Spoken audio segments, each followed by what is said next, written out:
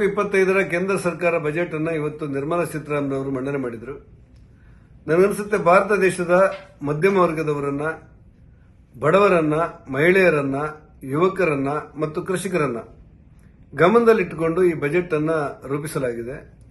ಭಾರತ ದೇಶದ ಸರ್ವಾಂಗೀಣ ಅಭಿವೃದ್ಧಿಗೆ ಇದರಿಂದ ಅನುಕೂಲಗಳಾಗುತ್ತೆ ಅನ್ನೋದು ವ್ಯಾಪಕವಾದಂತಹ ಒಂದು ಪ್ರತಿಕ್ರಿಯೆ. ಮಹಿಳೆಯರ ಬಗ್ಗೆ ವಿಶೇಷವಾದಂತಹ ಕಾಳಜಿಯಿಂದ ಮಹಿಳೆಯರ ಅಭಿವೃದ್ಧಿಗೋಸ್ಕರ ಸುಮಾರು 3 ಲಕ್ಷ ಕೋಟಿ ರೂಪಾಯಿಯನ್ನು ವಿನಿಯೋಗ ಮಾಡುವಂತಹ ಒಂದು ಘೋಷಣೆಯನ್ನ ಮಾನ್ಯ ಅರ್ಥ ಸಚಿವರು ಮಾಡಿದ್ದಾರೆ. ರೈತರಿಗೆ ಅಗಾಧ ಪ್ರಮಾಣದಲ್ಲಿ ನೆರವು ನೀಡುವಂತೆ ಕೆಲಸಗಳಾಗಿದೆ. ಬಡವರಿಗೆ, ನಗರ ಮತ್ತು ಗ್ರಾಮೀಣ ಪ್ರದೇಶದಲ್ಲಿರುವಂತಹ ಬಡವರಿಗೆ ಮನೆ ಕಟ್ಟಿಕೊಡ್ಲಿಕ್ಕೋಸ್ಕರ ಅನುದಾನವನ್ನ ಸುಮಾರು 10 ಲಕ್ಷ ಕೋಟಿ ರೂಪಾಯಿಯನ್ನ 5 ವರ್ಷಗಳಲ್ಲಿ ನಗರದಲ್ಲಿರುವಂತಹ ಬಡವರಿಗೆ, ಅದೇ ಮಾದರಿಯಲ್ಲಿ ಇತರ ಗ್ರಾಮೀಣ ಪ್ರದೇಶದಲ್ಲಿರುವಂತಹ ಬಡವರಿಗೆ ಮನೆ ಕಟ್ಟಿಕೊಳ್ಳಲಿಕ್ಕೆ ಬೇಕಾದಂತಹ ಯೋಜನೆಯನ್ನ ರೂಪಿಸಲಾಗಿದೆ. ಕ್ಯಾನ್ಸರ್ಗೆ ವಿಶೇಷವಾದಂತಹ ಚಿಕಿತ್ಸೆಗೆ ವಿಶೇಷವಾದಂತಹ ತೆರಿಗೆಯನ್ನು ಕಡಿತ ಮಾಡಿರುವುದು ಮತ್ತು ಪ್ರೋತ್ಸಾಹ ಕೊಟ್ಟಿರುವುದು ಸಾಮಾನ್ಯ ಬಡವರಿಗೆ ಇದರಿಂದ ಅನುಕೂಲ ಆಗುತ್ತೆ ಅಂತ ನನ್ನ ಭಾವನೆ.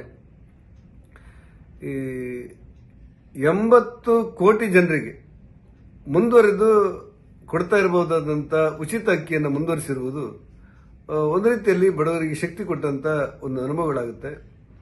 ನಮ್ಮ ಕರ್ನಾಟಕದಲ್ಲಿ ಮೀನುಗಾರಿಕೆಗೆ, ಕರಾವಳಿ ಪ್ರದೇಶದಲ್ಲಿರುವಂತಹ ಮೀನುಗಾರಿಕೆಗೆ ಪ್ರೋತ್ಸಾಹ ಕೊಟ್ಟಿರುವಂತಹದ್ದು ಮತ್ತು ಮೀನುಗಾರಿಕೆಗೆ ಬೇಕಾದಂತಹ ಮತ್ಸ್ಯ ಸಂಪದ ಯೋಜನೆಯೂ ಸೇರಿದಂತೆ ಅನೇಕ ಅವಕಾಶಗಳನ್ನು ಕಲ್ಪಿಸಿರುವುದು, ಇಡೀ ರಾಷ್ಟ್ರದಲ್ಲಿ ರೈಲ್ವೆಗೆ ಉತ್ತೇಜನ ಕೊಟ್ಟಿರುವಂತಹದ್ದು, ಹೆಚ್ಚಾಗಿ ನಿರುದ್ಯೋಗಿ ಯುವಕರಿಗೆ ಅನುಕೂಲ ಆಗಲಿ ಅನ್ನುವ ಕಾರಣಕ್ಕೆ ಮುದ್ರಾ ಸಾಲವನ್ನು 10 ಲಕ್ಷದಿಂದ 20 ಲಕ್ಷ ರೂಪಾಯಿಗೆ ಏರಿಕೆ ಮಾಡಿರುವುದು, ಇವೆಲ್ಲವೂ ಕೂಡ ಒಂದು ಜನಪರವಾದಂತಹ ಬಜೆಟ್ನ ಒಂದು ಮಾರ್ಗಸೂಚಿ.